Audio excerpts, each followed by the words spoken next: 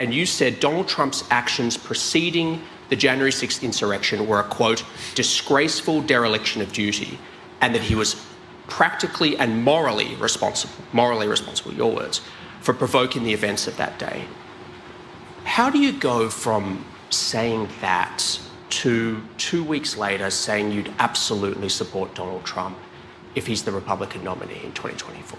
Well, as the Republican leader of the Senate, it should not be a front-page headline that I will support the Republican nominee for president. After you've said that about him, I think it's astonishing. I think I have an obligation to support the nominee of my party.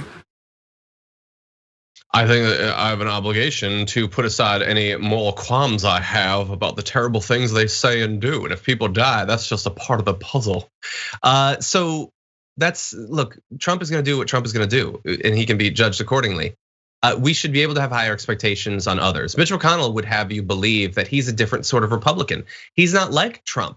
He's more of an old school Republican, he's a serious person. But when you are willing to apologize for and tolerate any terrible act, any terrible statement, you will still ahead of time say, I will support you no matter what, then what is the difference? How are you actually better? We're gonna dive into conversation in a sec, but I wanna get into a little bit more of the video because Jonathan Swan asked him, like, is there anything he can do that would stop you from supporting him? Take a look what he said.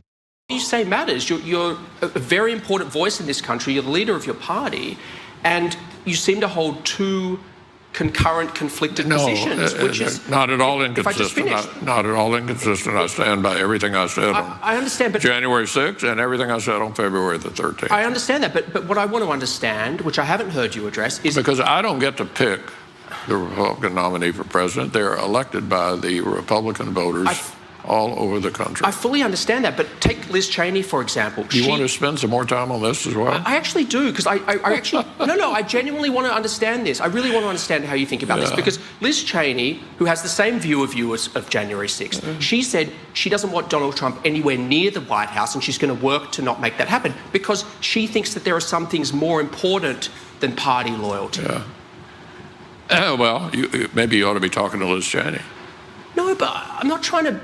I really, it's not a gotcha. I'm just actually trying to understand, like, is there any threshold for you of what someone can do on a moral level? I say many things I'm sure people don't understand. And like, he's being asked a serious question. Is there literally anything he could do that would stop you from supporting him?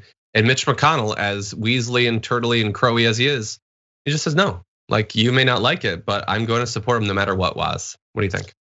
You know, as ghoulish and as just cartoonishly evil as Mitch McConnell is, oftentimes he says the quiet part loud all the time. He's not really hiding where he stands or any of his views. He doesn't really pretend to be some everyman who wants to help the little guy. He lets everybody know where he stands at all times, and it's like, we want to be in power. I want to get my stuff done for my business interests. I don't really care about this other stuff. It doesn't matter. Even January 6th or Stop the Steal and all this other crap. When people were scared that, the election results were going to be threatened, Mitch McConnell came out basically the next day or maybe 2 days later. He's like, look, there's a way to steal elections. Basically like we did Bush v. Gore. Yeah. This ain't it. You guys are disorganized. You're jokesters.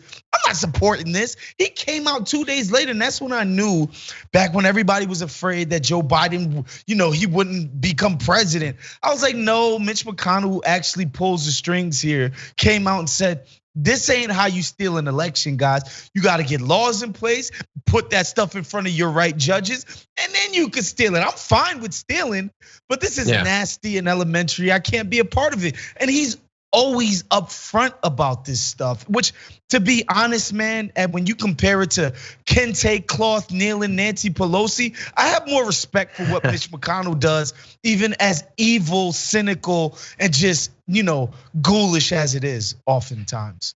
There's people in the chat right now that are agreeing with you. Thomas Sears is just like, he's among the most honest politicians in DC. He's one of the most evil, he's horrible. He's one of the most corrupt, but like, is he less honest than Kyrsten Sinema?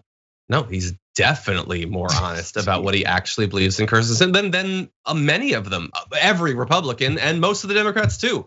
He basically said if they but put a monkey up there as the nominee for Republican for presidency, I'm gonna support him because he's Republican and I can exercise power through the Republican Party of which I am the leader of. Like he laid it out for you. He's like, I don't care who he is. I personally find him to be disgusting, but guess what? He still can help me, disgusting as he may be. Yeah, and look, I want to be equally clear. I want to be Mitch McConnell level honest. I would take a monkey over any Republican nominee, by the way. I would campaign for that monkey. Anyway, okay. Yeah, we're gonna see the consequences of this come the next election. That'll be fun. For more political news, breakdowns, interviews, stories of activism, and me trying my hardest to care about the occasional big celebrity news story, subscribe to our YouTube channel at youtube.com/The Damage Report. And you can ring the bell wherever it is so you don't miss anything.